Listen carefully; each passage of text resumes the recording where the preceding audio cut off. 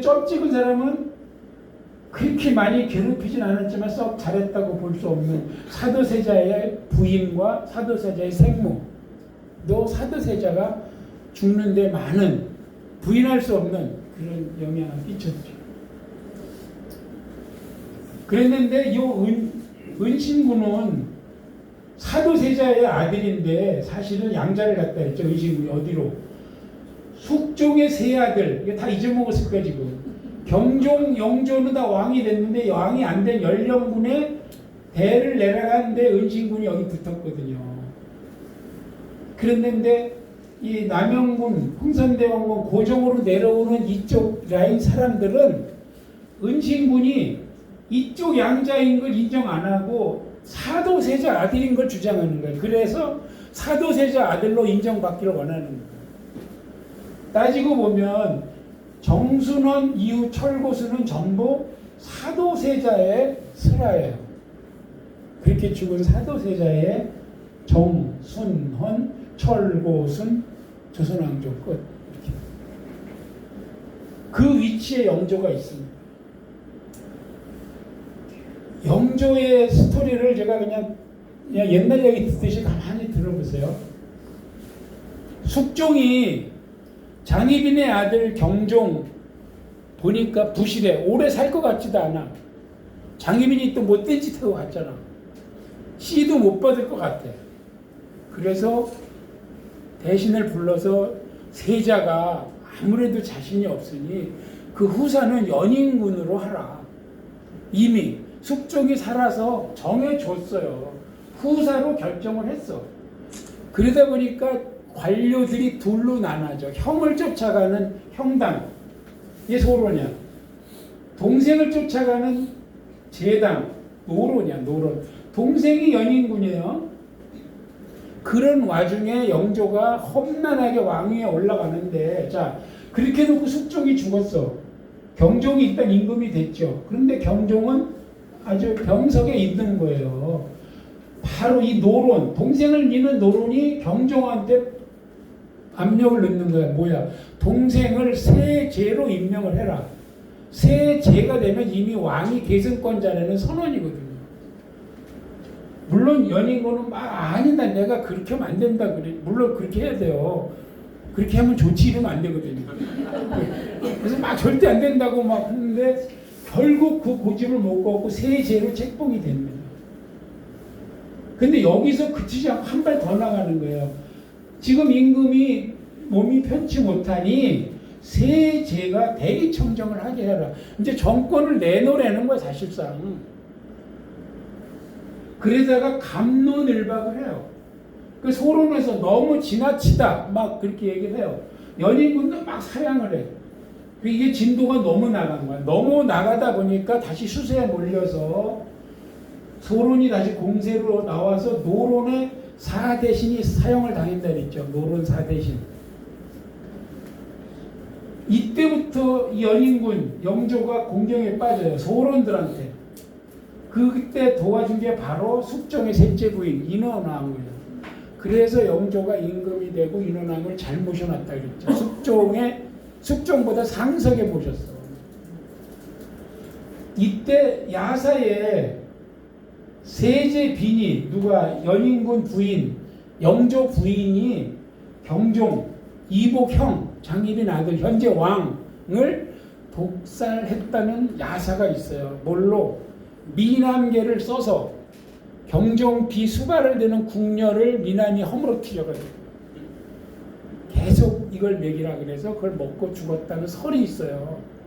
근데 그게 다시 돌아온다 그랬죠. 뭘로? 그 얘기를 먼저 하면 잠깐 여기 끊고, 즉 영조는 그 영조가 계속 그 독살설에 엄청나게 시달려요. 왕이 올라가고도 그 부인이 그렇게 해서 그 경종을 죽였다는 설이 있는데 효장세자가 죽어요. 이거 잠깐. 이 효장세자가 영조 큰아들이 일찍 죽어. 이거를 밝혀보니까 그 경종비, 자기 와이프가 남자 미남계를 써서 약을 써서 경종을 죽였다고 의심받는 그 경종 부인은 살아있잖아요. 그 그 부인을 시중 두는 나인들이 세자를 계속 못된 걸 먹인 거잖아. 그게 발견됐어. 2년 뒤에. 그래서 몇십 명이 잡혀들어가고 영조가 막 침국을 하고 그래요. 그래서 경종비는 그 깊은 후원에서 말도 못하고 있다가 그냥 돌아가셔. 직접 연루가 되고 처단을 받진 않았지만 얼굴을 못 드는 거지. 자기 수족들이 다 잡혀갔잖아. 자기 이복 동생 왕이 됐는데 그 아들이 죽은 거에 자기 나인들이 다 연루돼가지고 됐으니까 어떻게 보면 장군 mon군인데 사실은. 그래서 아무튼 연인군이 그렇게 힘들다가 경종이 4년 만에 돌아가고 어렵게 영조가 임금 자리에 올라갑니다. 올라가자마자 영조를 밀어준 건 노론이에요. 자기 충신들을 다 처형했잖아. 공격당해서. 다시 그 소론을 처단합니다. 그리고 아직 이제 여기는 아직 안 죽었지. 이 효장세자, 자기 큰아들을 왕세자로 임명을 해요. 그랬는데 이 소론을 처단하다 보니까 노론들이 또 너무 나간 거야. 그래서 이번 기회에 아주 소론을 싹을 말리자고 하니까 영조도 야 과하다 그래서 노론을 제동을 겁니다. 그래서 한번 제론을 걸어서 온건파, 소론도 온건파와 강경파가 있는데 온건파는 정권을 잡고 강경파는 반란을 일으켜요. 그게 바로 무신난, 이인자의 난이고 이 무신난 반란군들이 바로 밀풍군, 소현세자 4대 선을 왕으로 내세워서 끌고 갔지만 반란은 진압되고 밀풍군은 자결하죠. 그래서 이것은 소론이 소론을 때려잡은 케이스야. 온건파 소론이 과격한 소론을 잡았어요. 그리고 이때 영조가 도저히 안 되겠다 그래서 그야말로 탕평책을 쓰게 됩니다. 탕평책을. 정치적으로는 그렇고 영조의 인생사적으로, 가정사적으로, 개인적으로 한번 스토리를 봅시다. 그렇게 됐는데 그 세자를 임명한 큰아들이 갑자기 죽었단 말이죠. 이게 정빈이 씨 소생이에요. 그래서 아까 얘기한 대로 이게 원인을 규명하는데 2년이 걸렸어요. 보니까 이복 형수 시중드는 나인들이 다 그 뭐 시체 썩은 거, 뼈 갈아서 먹이고 왕자, 공주 다 그렇게 그래서 애들이 다 병 걸리고 죽고 그러는 거예요. 얼마나 놀랬겠어요. 그 와중에 효장세자 죽고 나서 사도세자가 이제 정빈이 씨가 태어납니다. 그래서 나자마자 원자라는 명칭은 이거는 명확한 내 핏줄이 되는 왕자다고 선언을 하는 거예요. 그리고 세자를 책봉을 하죠. 혼례를 올려 해경공 며느리를 맞이하죠. 그 아버지가 근데 노로냐. 근데 이 사도세자는 소론 쪽에 있던 궁녀들이 키웠어요. 계속. 왜냐하면 영조가 경종을 살해했다는 그거에 스트레스를 받아서 거기에 나름대로 힘든 거야. 그 모함 그거에 벗어나고 싶어서 소론 쪽에 있던 사람들 구박 안 하고 내가 세자를 키우게 하겠다까지도 했는데 그 일설에는 그러다 보니까 소론 쪽 주장이 알게 모르게 어린 세자한테 계속 주입이 되는 거야. 그래서 자꾸 소론 쪽 주장이고 아버지를 미는 신하들은 노론이거든. 자연스럽게 나중에 아들과 아버지가 충돌하는 거야. 의사충돌, 매사. 소론 주장을 자꾸 세자가 가지고 있는 거예요. 그렇게 된 까닭도 있다고 그래요. 바로 그 얘기예요. 근데 장인은 노론의 아주 대부죠. 어쨌거나 10살 때 결혼해가지고 5년 뒤에 합례를, 그러니까 이때까지 결혼해도 애들이 결혼했으니까 따로 사는 거예요. 그래가지고 15이 되고 나서야 합방하는 예를 올려. 이때 비로소 방을 같이 쓰는 거죠. 그리고 큰아들을 낳은 게 의소세손이에요. 이 경사가 났잖아요. 영조 입장에서는 큰아들 죽고 작은아들이 손자를 낳은 거야. 그죠? 경사가 났어. 이 죄인이 누구냐면요. 이때 잡혀 들어간 40명의 죄인들. 20년 동안 가다 놨었어요. 효장세자를 죽이는데 문제가 있다고 보인 나인들. 이때 풀어줘. 의소세선 출생을 기념해서. 근데 의소세선이 2년 뒤에 죽어. 그러면서 정조가 태어나요. 그리고 큰 부인, 정조의 큰 본부인 정성왕후가 돌아가요. 그리고 세장갈 들죠. 정순왕후. 이때 영조가 66세, 정순왕후가 15세. 나는 지금도 이해가 안 가. 실감이 안 나. 내가 지금 15살짜리하고 세장갈 간다? 아니 나는 아직 15살 아니야. 얘가 지금 12이나 13쯤 돼야 돼. 그죠? 그 에피소드가 있어요. 그 정순왕후, 그러니까 이제 새 왕비를 뽑는데 3단택을 하잖아요. 영조가 직접 나가서 면접을 보는데 재밌는 질문을 해요. 다른 사람 건 중요하지 않고 정순왕후가 대답한 게 기록에 남아 있는데 이 세상에 제일 깊은 게 뭐냐? 그랬더니 이런 강이 깊다, 바다가 깊다, 저기 얘기하는데 정순왕후는 사람 마음이 가장 깊다 그래요. 그러니까 영조가 이것 봐라 딱 이렇게 된 거예요. 두 번째 질문을 딱 했어.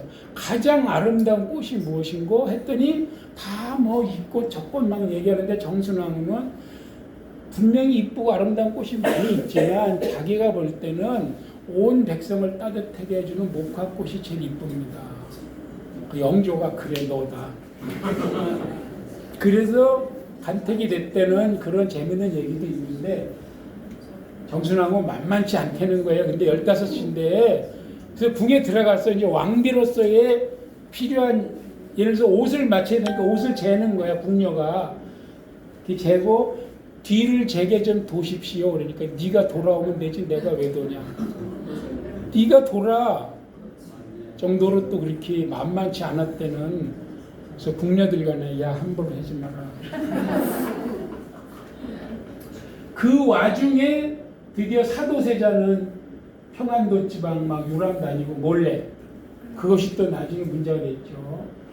그러면서 이 세손은 이제 다시 세손빈을 맞이해요. 이 정조가 부인을 얻는 거죠. 이제 손주 며느리를 얻은 거죠. 그랬는데 문제 바로 이 빨간 박스의 문제 사건이 이모 화변이 터지는 거죠. 맞죠? 언이지 언 맞지? 지난번에 나경원이라고 했거든요. 나경원이 고변을 하죠. 처음에 영모 막 이래가지고 영조가 놀랬더니 사실은 사도 세자저하가 이런 해서 10가지를 쫙 죄목이 되는데 다 이런 사람들이 나경원을 사주한 거예요. 이거 다 정순왕후의 집 처가 본가 시댁 쪽입니다. 아버지 동생 해경궁의 아버지 작은 아버지 또 그 유명한 이 사람들 유명한 사람들이 있어. 다 해서 그래서 5월 13일 날 뒤주에 갇혀서 8일 뒤에 돌아가죠. 돌아가긴 20일 날 돌아갔는데 신시에 그런데 죽음을 확인하고 꺼내고 하는 과정에 시간이 걸려서 기록상 돌아간 날은 다음 날로 5월 21일로 정해진 거죠. 지난번에 우리가 창경궁 답사를 갔는데 요거는 영화 사도에서 영조가 뒤주에 가두는 장면입니다. 창경궁 이게 서울대학병원 앞에 홍화문이 있고 들어가면 명정문, 정전인 명정전 옆에 문정전 이게 편전이죠. 이게 90도로 이렇게 90도로 돼 있어요. 요건 동향이고 요건 난향이에요. 요 문정전이 편전인데 이때 영조는 경희궁에 있었어요. 그리고 사도세자는 세자궁 동궁에 있었어요. 동궁은 대략 여기 어디쯤 되는 것 같아요. 지금은 남아있지 않는데 그랬는데 여기에는 누구냐면 본부인이 돌아갔다 그랬죠. 본부인의 그 혼전을 차려놓은 거야. 상청을 차려놓은 거죠. 여기가. 그래서 휘령전이야. 원래는 문정전이라고 하지만 이렇게 어떤 임시적인 목적을 가지고 있을 때는 이름이 임시적으로 부여가 돼요. 그래서 기록에 보면 휘령전으로 불렀다 이랬는데 그런 거 이해 못하고 동궐 지도 펴놓고 휘령전 찾으면 안 나와요. 문정전이 그때 당시에는 그 정비 혼전으로 쓰면서 휘령전으로 이름을 지어놨을 때인데 여기서 영조가 세자를 들라 해라 해가지고 이 앞마당에 세자를 들어서 여 앞마당 자리에서 뒤지어 놓은 겁니다. 처음에는 자결하라 그래가지고 칼을 주고 뭐 자결한다고 더 하니까 막 신하들이 덤벼들어서 말리고 난리가 났죠. 그래서 안 되겠다. 뒤주를 가자. 그래가지고 가뒀어요. 뒤주. 그래서 문정전 앞마당에서 뒤주에 가둔 뒤에 선인문 안쪽으로 옮기죠. 뒤주를. 그래서 여기서 돌아가시고 이 시신은 선인문으로 나갑니다. 선인문으로 나가요. 재밌는 거는 82년도 이게 동아일보예요. 1982년 동아일보인데 사도세자 비극의 뒤주 발견. 누가? 사도세자 어머니 생모죠. 영빈이 씨가 친정에 갖다 놓은. 근데 영빈이 씨는 전이 이 씨라고 되어 있는데 여기는 광주 이 씨로 되어 있어요. 약간 좀 뭐 헷갈리긴 하는데 아무튼 저건 뭐 나중에 확인해 보면 될 일이고. 영빈이 씨, 영조의 후궁이자 사도세자의 생모, 정조의 친할머니죠. 일남 육녀를 낳는데 그 딸들이 다 이렇게 그냥 특히 그 막내 화완옹주는 아주 오빠를 못 잡아먹어서 화완옹주는 처벌은 안 받았지만 정씨의 처로 격하됩니다. 사도세자가 이렇게 이모화변으로 돌아가고 2년 후에 일설에는 그 사도세자 묘에 갔다 와서 돌아갔다 또는 뭐 자결했다는 설까지 있는데 하여튼 저 영빈이 씨 속도 오죽했겠어요, 그죠?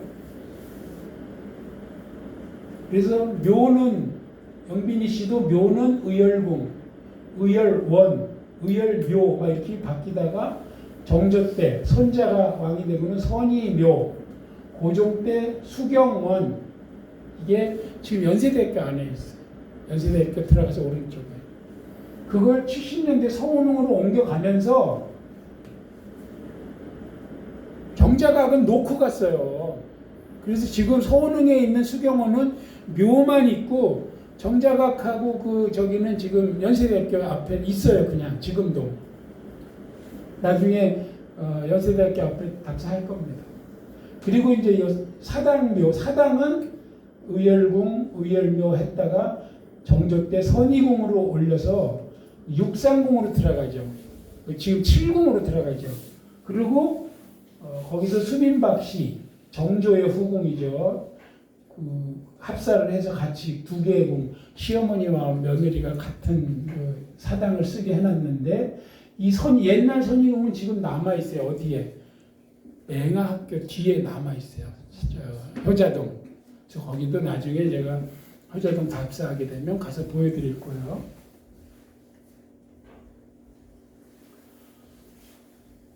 사도세자 부인 얘기 좀 해보겠습니다. 해경궁 홍씨, 풍산 홍씨인데 아버지가 홍봉하냐? 아버지는 영조, 이때 이제 영조 때죠.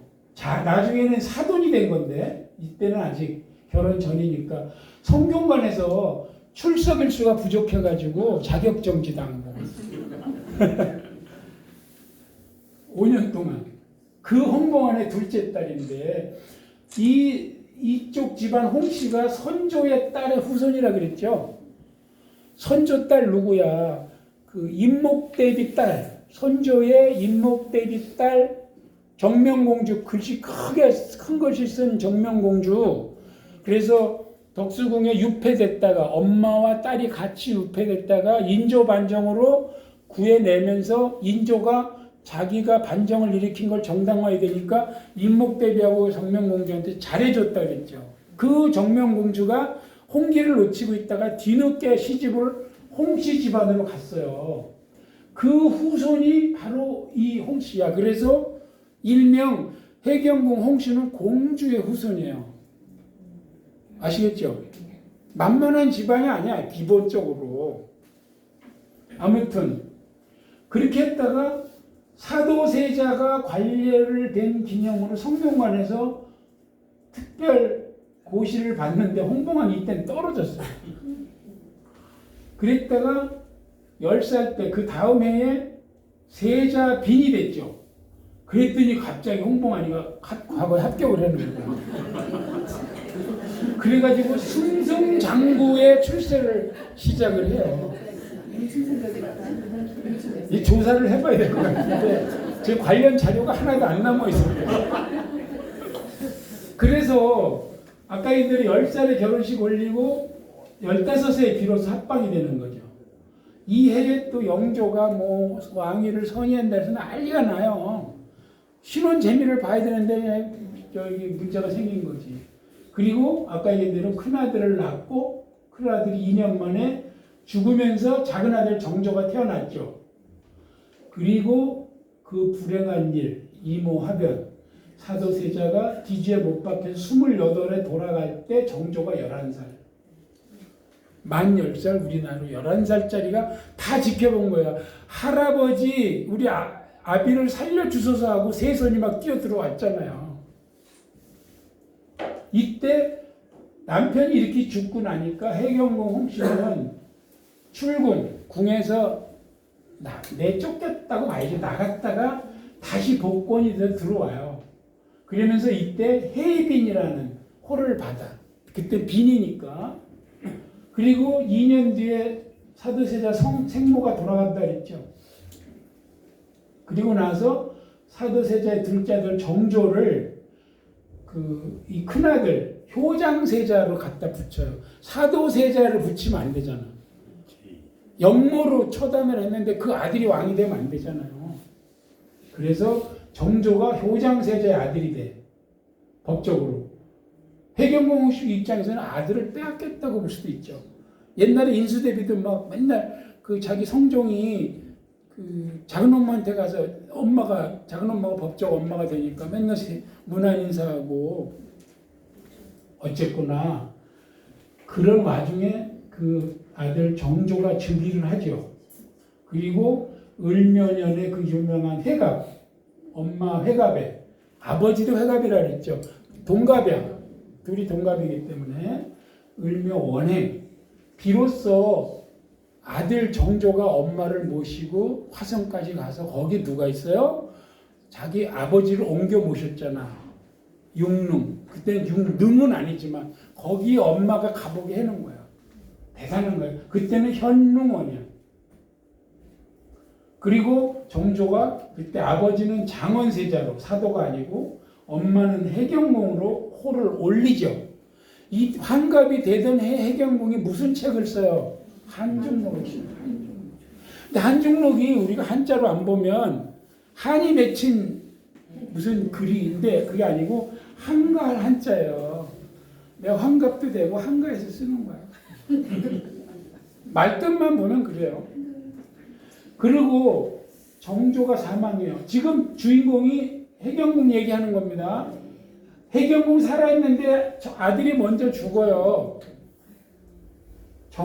이 해경궁은 15년 뒤에 돌아가. 근데 문제는 정조가 죽고 순조가 즉위하는데 어려. 이 수렴청정을 영조의 작은 부인, 세부인이 수렴청정을 하는데 정조가 하는 거 다 뒤집어 놓죠. 그걸 지켜봐. 그 속이 어땠겠어요, 그죠? 그러면서 그때 다시 현록이라는 책을 써요. 이게 한중록에 포함이 돼요. 한중록이 책 한 권이 아니에요. 요거는 피눈물이라는 뜻이거든. 그래서 이거 책을 수빈박 씨한테 줘. 순조 생모죠. 순조를 낳은 정조의 후궁 수빈박 씨. 이 박 씨가 연암 박지원하고 그 학렬이라 했죠. 아버지가 박명원, 박지원, 수빈박 씨 아버지도 박 무슨 원일 거야. 보나마. 그 책을 요것은 나중에 뒤에 요 책 얘기 뒤에 할게요. 그리고 창경궁에서 81세로 돌아가서 화성에 먼저 간 사도세자 현능원에 합장이 되죠. 그리고 나중에 왕으로 추존이 되죠. 자기 남편이 왕으로 되니까 왕후로 되는 거예요. 또 고종 때 황제가 되니까 황후로 되는 거예요. 이렇게 파란만장한 일생을 살고 간 해경궁 홍씨입니다. 한중록은 글자로만 보면 한가한 가운데 내가 썼노라 하는 뜻이 됩니다. 모두 4편인데 1편은 아까 환갑 때 쓴 거예요. 나머지 3편은 그 뒤에 쭉 썼는데 자기 아들이 돌아가고 손자가 임금이 되고 나서 쓴 건데 손자 보여주려고 썼다는 설도 있어요. 물론 종류가 많아. 필사. 옛날엔 다 필사죠. 인쇄하기 전에. 뭐 이름도 여러 가지고 아무튼. 그래서 1편은 자기 친정 조카한테 내리기 용어 그야말로 순수한 회고록이야. 나머지 3편은 후임 왕이 된 순주한테 자기 친정에 억울한 자기 아버지 홍봉왕과 그 작은 아버지 자기 또 동생 막이 역모에 시달려서 많이 됐잖아요. 그 얘기들을 다 어떻게 보면 변명하는 글이라고 이렇게 보는 게 지금 대략 맞아요. 그래서 자기네 아버지, 삼촌, 동생들은 다 상대방들한테 모함으로 이렇게 됐다. 그렇게 한 적 없다. 이렇게 사도세자 그거에도 반대하거나 나선 적 없다. 뭐 심지어 아버지 홍봉원이가 뒤주를 뭐 갖다 대령했다. 그거 사실 아니다. 막 이런 얘기가 나와요. 그러면서 여기에 나머지 2, 3, 4편에 그 막내 신우이 화완홍주의 그 놀라운 이간질 얘기 여기 다 나오는 거야. 그 다음에 홍구경이 정조 즉위 초에 홍구경이가 나름대로 세도 정치를 시작을 했잖아요. 그리고 손자인 순주한테 그런 걸 좀 해달라 하고 마지막 편에 사도세자의 그 이모 화변에 대한 진상 그것은 해경궁 홍씨가 본 진상이에요.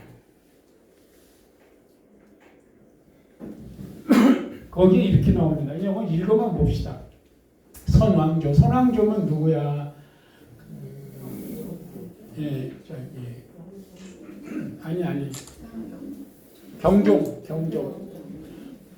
그 농국 나인들, 그 다음에 이제 세자, 생모, 영빈 이런 게 막 불화가 많아서 영조가 동궁을 찾지 않게 됐다.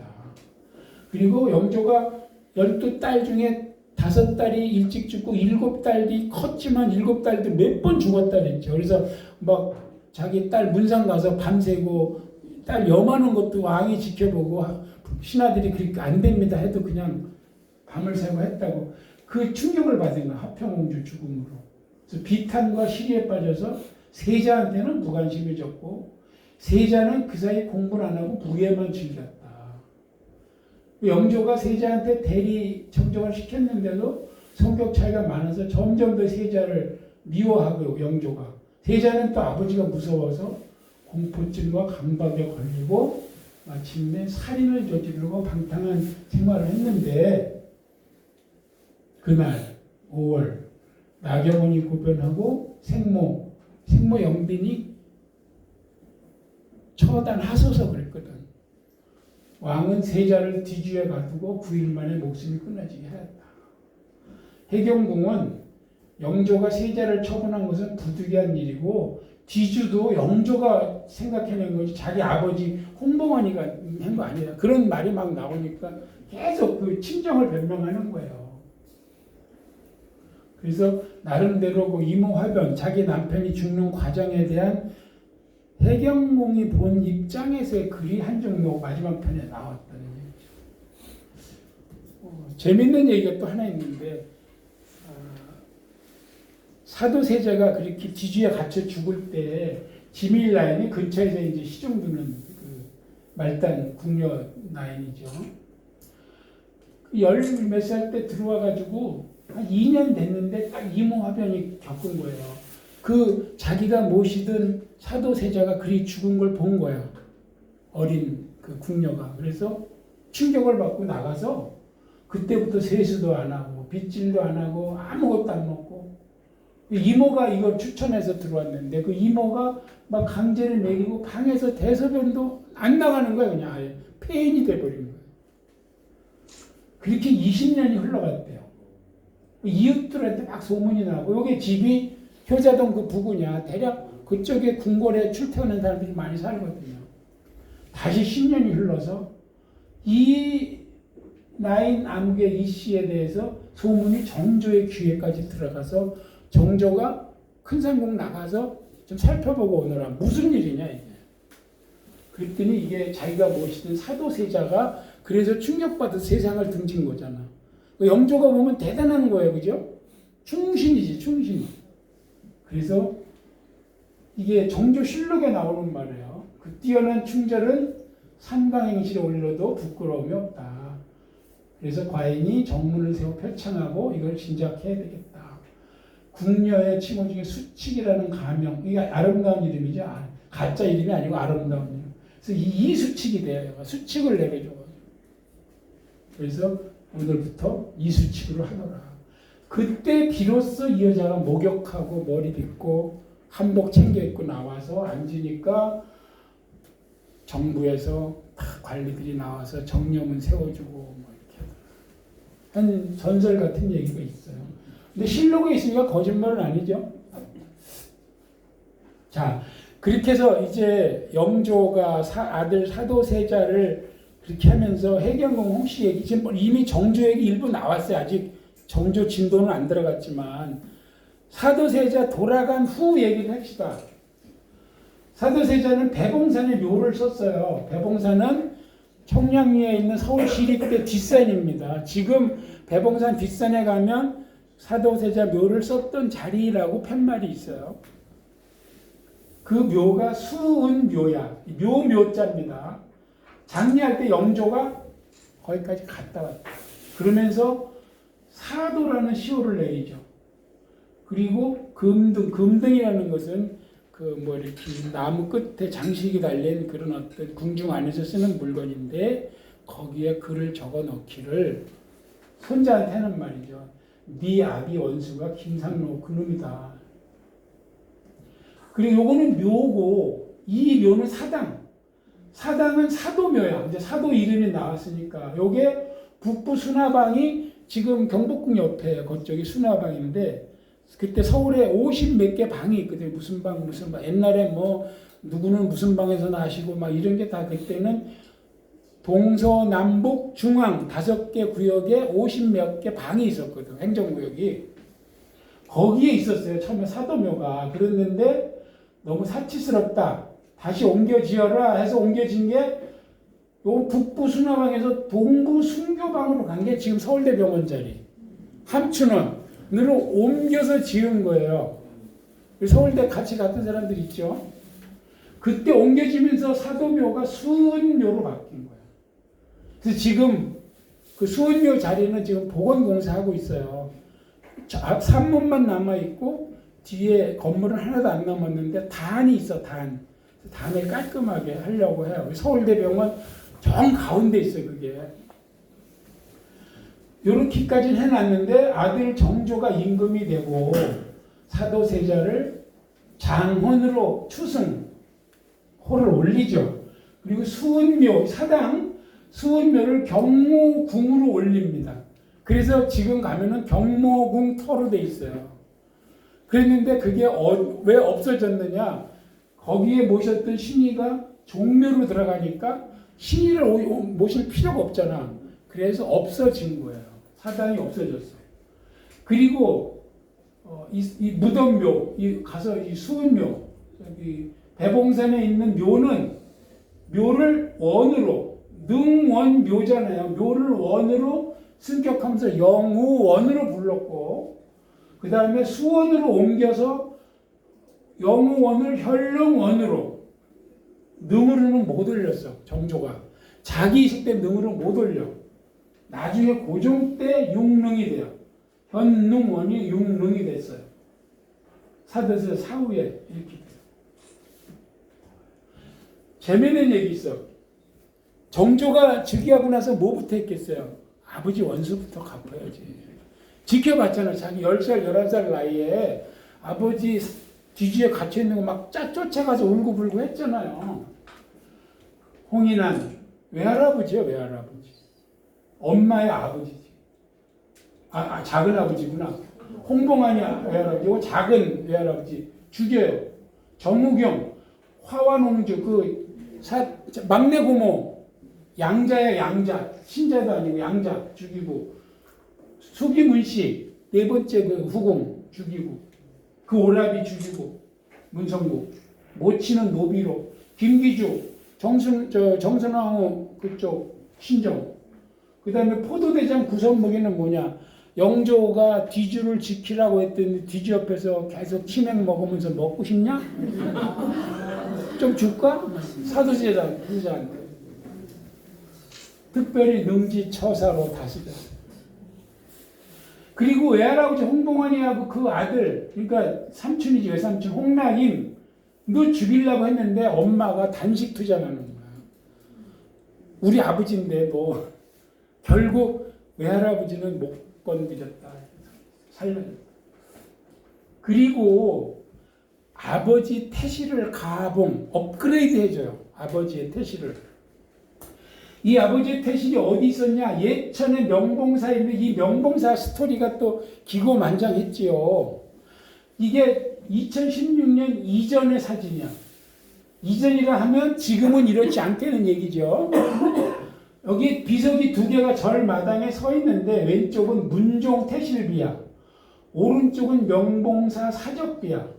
이게 원래는 사도세자 태실비인데 언제가 됐는지 모르지만 이 절에서 주지 스님이 싹 깎아내고 자기 절 스토리를 여기다 써 넣은 거예요. 왜? 조선이 망했으니까. 아마 해방 전에 그러지 않았나 싶어요. 이게 이제 사람들이 다 추적하면 나오잖아요. 그 문제가 되니까 2016년 이전인데 지금은 원위치 않았어. 원위치. 그래서 그 절 뒤에 산 위에 올라가면 중간에 문종 태실비가 이렇게 해놨어요. 여기 뭐냐면 요 태실비 요거 있죠. 요걸 딱 위에 뒷산으로 올린 거야. 요거 문종 태실비, 요건 새로 만들었어요. 그래서 문종 끝.